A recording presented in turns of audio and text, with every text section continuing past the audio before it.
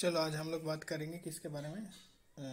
इसके बारे में कोल विद्रोह के बारे में। देखो कोल विद्रोह जो होता है ना वो कोल विद्रोह, कोल किसको कहते हैं? कोल जो होता है ना वो चार जनजाति को मैदानी लोग कहते हैं, जैसे कि मुंडा, हो, उराव एवं महाली, है ना। इन चारों जनजाति को जो मैदानी लोग हैं वो इन चारों लोगों को कोल कहते हैं, ठीक है। तो ये इन्हीं लोगों के द्वारा किया गया विद्रोह है, ठीक है। तो ये ध्यान रख सकते हो, ये जनजातीय विद्रोह से संबंधित हो सकता है, ठीक है। जनजातीय विद्रोह मतलब एक टाइप से जनजाति लोगों के द्वारा किया गया है। और ये तो अब तुम समझ सकते हो कि जब तुमको पता होगा कि कोल इन लोगों को कहता है तो मुंडा लोग ये सब कहाँ रहते हैं? मुंडा, उराव, ये ज्यादातर आपको छोटा नागपुर क्षेत्र या छोटा नागपुर पठार वाले क्षेत्र में आपको मिलेंगे, ठीक है।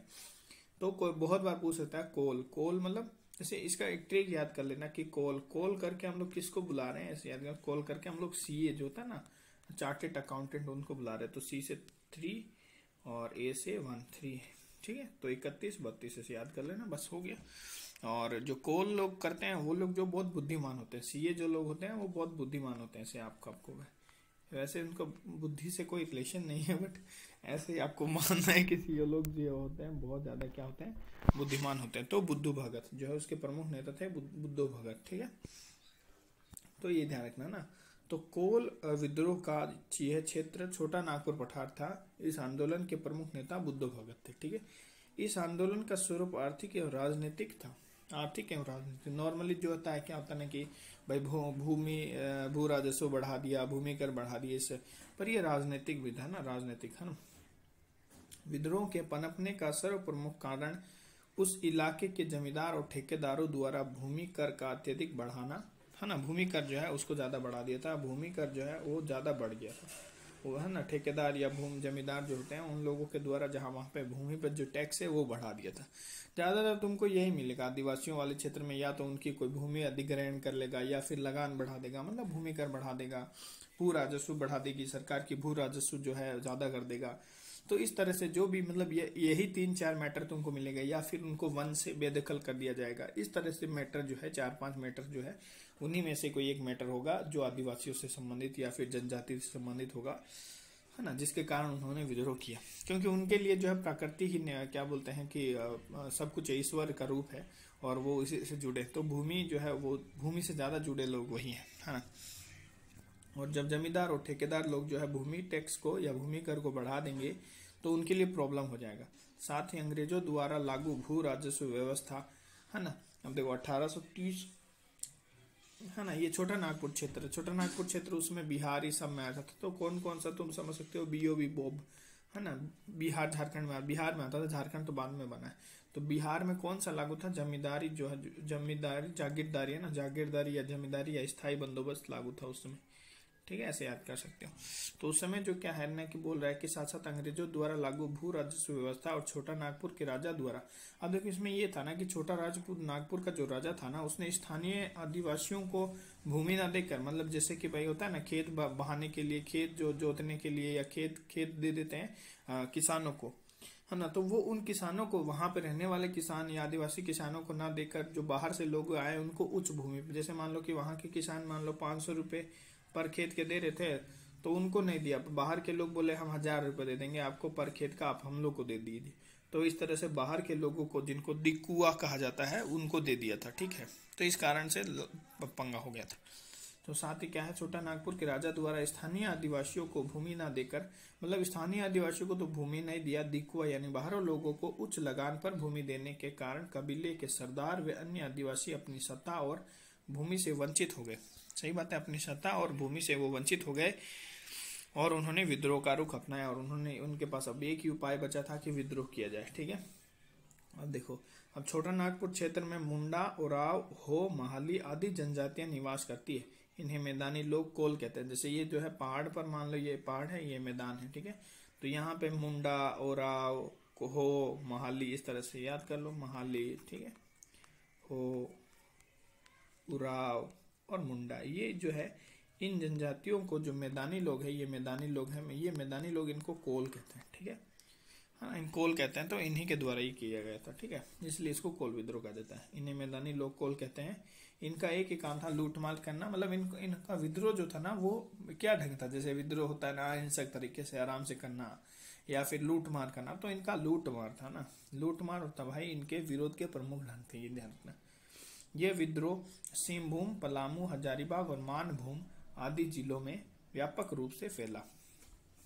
ठीक है, ये याद रख लेना। और क्या बोलते हैं कि 1831 में बुद्धो भगत के नेतृत्व में इन्होंने भीषण संघर्ष किया। बोले थे ना कि सीए लोग जो होता है बहुत बुद्धिमान होते हैं, ऐसे याद कर लें। ठीक है, बहुत बुद्धिमान होते हैं, बुद्धो भगत याद आ जाएगा। तो कोल से सीए याद होना चाहिए, कोल कर रहे सीए को ना, चार्टेड अकाउंट का। ठीक है, ये याद है। बुद्धो भगत जो है बहुत ज्यादा क्या बोलते हैं कि उन्होंने जो है बहुत भीषण संघर्ष किया। इस संघर्ष में बुद्धो भगत सहित हजारों विद्रोही मारे गए। फाइनली जो बुद्धो भगत का डेथ हो गया। और इसके बाद गंगा नारायण ने 1832 में इसका नेतृत्व किया, क्योंकि 1831 से लेके 1832 ही है, तो ये भी जल्दी खत्म हो जाएगा। सोचो, ये विद्रोह रुक रुक कर 1848 तक चला, 1848 तक, सोचो 48 तक चला, और इसके बाद में इसे कुचल दिया गया। धीरे धीरे चलता, अब कुछ उतना कुछ खास था नहीं, छिटपुट बोल सकते हो, जैसे बारिश होती है ना कभी कभी, तो वैसे टाइप में। तो बस इतना सही समझ लो कि ये इतना सही है।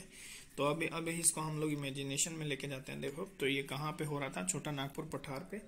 छोटा नागपुर पठार पे कौन सा हम लोग पढ़ रहे हैं विद्रोह? कोल विद्रोह। ठीक है, तो कोल विद्रोह की डेट क्या होनी चाहिए? 1831 से 32, कभी कभी 48, मतलब वो 48 लिखा नहीं जाता, बट ऐसे बोला जाता है 48 तक थोड़ा बहुत चलता रहा, उसको याद करने का भी जरूरत नहीं है। ठीक है, फिर इसमें प्रमुख आदमी कौन थे जो नेतृत्व कर रहे थे? 2 आदमी थे। पहले जो थे वो बुद्धो भगत थे, जगह का नाम पता चल गया, बुद्धो भगत थे। दूसरा गंगा नारायण। ठीक है, गंगा नारायण ज्यादा इंपॉर्टेंट बुद्धो भगत है। क्वेश्चन जो है बुद्धो भगत पे आते हैं। ठीक है, गंगा नारायण पे नहीं बोल रहे, बट फिर भी गंगा नारायण संबंधित आदमी है उस समय, उसके बाद में। ठीक है, बुद्धो भगत जो है वो लड़ के उनका डेथ हो जाता है फाइनली, है ना। और इनका जो है तरीका क्या रहता है? लूट मार का तरीका रहता है ना, लूट मार और लूट मार करना। विद्रोह का जो तरीका होता है लूट मार करना और तबाही मचाना ना, तबाही मचाना।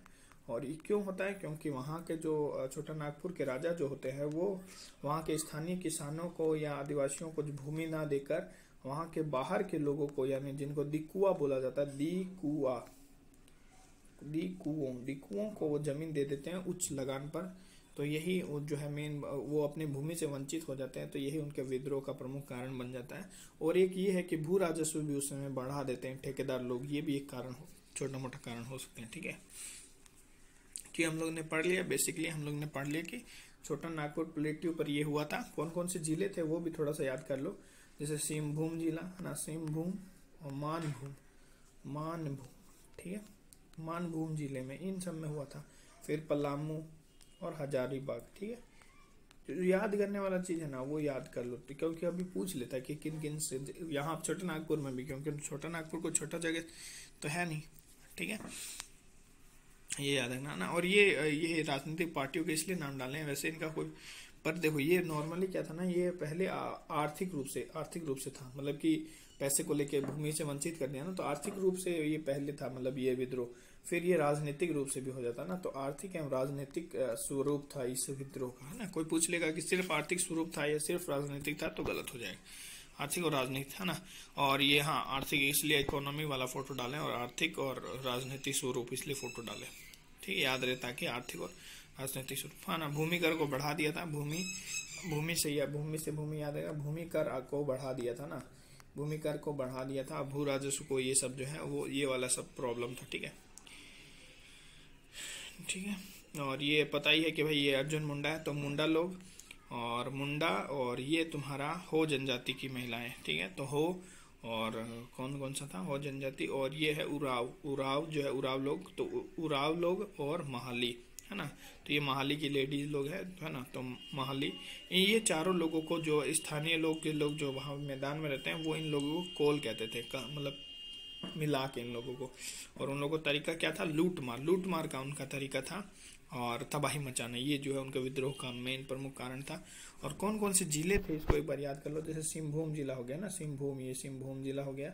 फिर इधर पलामू हो गया, ठीक। फिर इधर हजारीबाग हो गया, और एक मानभूम भी उसमें दिया हुआ है, मानभूम, है ना, बुक में मानभूम भी दिया है, तो उसको भी याद कर सो। सिंहभूम, मानभूम, पलामू और हजारीबाग याद रहेगा। चलो आगे।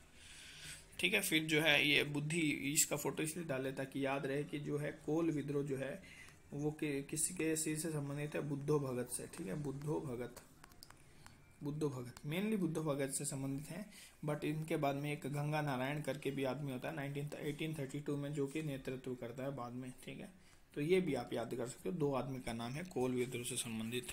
ठीक है ना, जैसे गंगाधर का फोटो लगा दिया तो आपको याद रखना है गंगा नारायण, गंगाधर नहीं याद रखना है, गंगा नारायण उनका आदमी का नाम था, गंगा नारायण।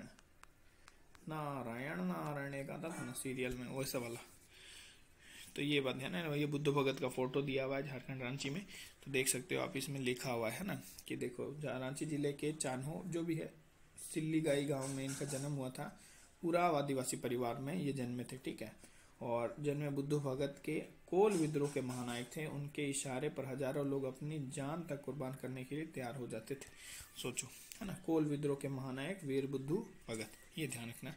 ठीक है, नाम उनका देखो बुद्धू है, बट इट्स अ वेरी वीर, मतलब वो बहुत वीर इंसान थे। और ये उनकी एक आवाज पे हजारों लोग अपनी जान देने को क्या बोलते हैं, ये तुम्हारा क्या नाम है इसका, रघुवर दास जो है, ये बुद्ध भगत की जो मूर्ति है उनपे ये बुद्ध भगत का रियल फोटो तो इस तरह से दिखता है। ठीक है, बुद्ध भगत का रियल फोटो ये है।